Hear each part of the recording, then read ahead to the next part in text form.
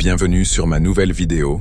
Aujourd'hui, préparez-vous à découvrir une histoire qui pourrait bien vous faire frissonner de peur. Si vous êtes nouveau ici, je vous invite à vous abonner pour ne rien manquer de mes récits les plus terrifiants. Maintenant, plongeons ensemble dans cette histoire glaçante. L'homme à la machette. Dans un quartier paisible, une famille vivait à côté d'une maison entourée de mystères. Cette maison appartenait à un vieux couple que personne ne voyait jamais. Les volets restaient de clos jour et nuit. Le jardin semblait abandonné, et chaque soir des bruits étranges s'en échappaient.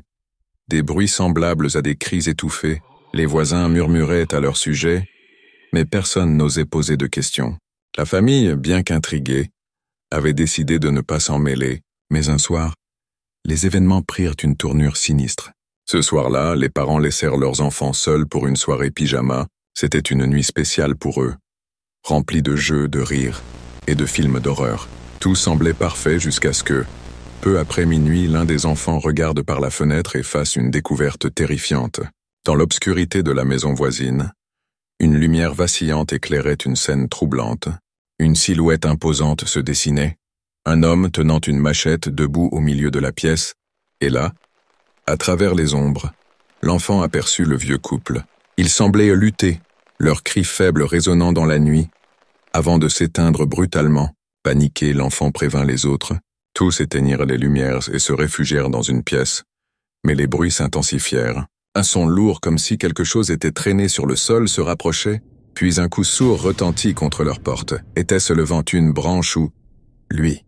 Les enfants restaient cachés dans le noir, tremblant de peur. Le silence était pesant, interrompu uniquement par les bruits lointains venant de la maison des voisins. Puis, dans un chuchotement presque imperceptible, l'un des enfants murmura à son ami « Tu as bien fermé la porte à clé ». Un silence, puis un bruit, un grincement faible juste derrière eux, avant qu'ils ne puissent réagir. L'enfant qui avait posé la question se fit soudainement tirer par les pieds.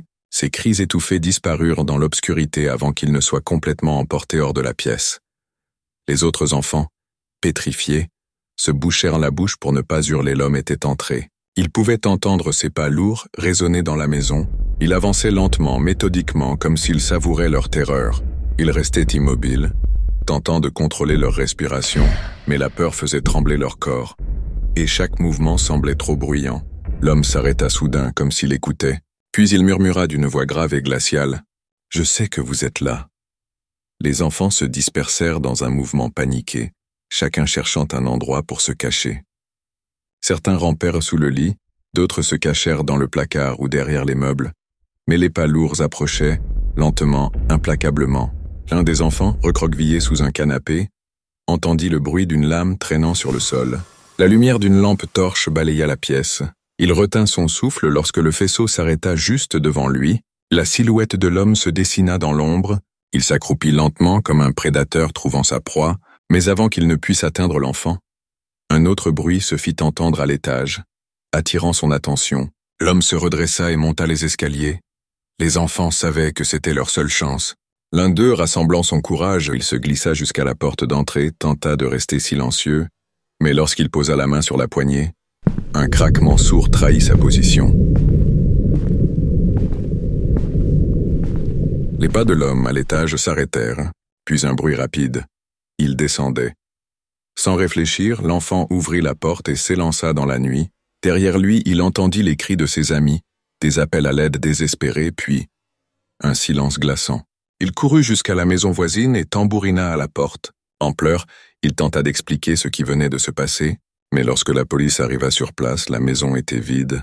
Les enfants avaient disparu, tout comme l'homme à la machette. Pas de lutte, pas d'indice, rien. L'enfant, seul survivant, affirma que tout était réel.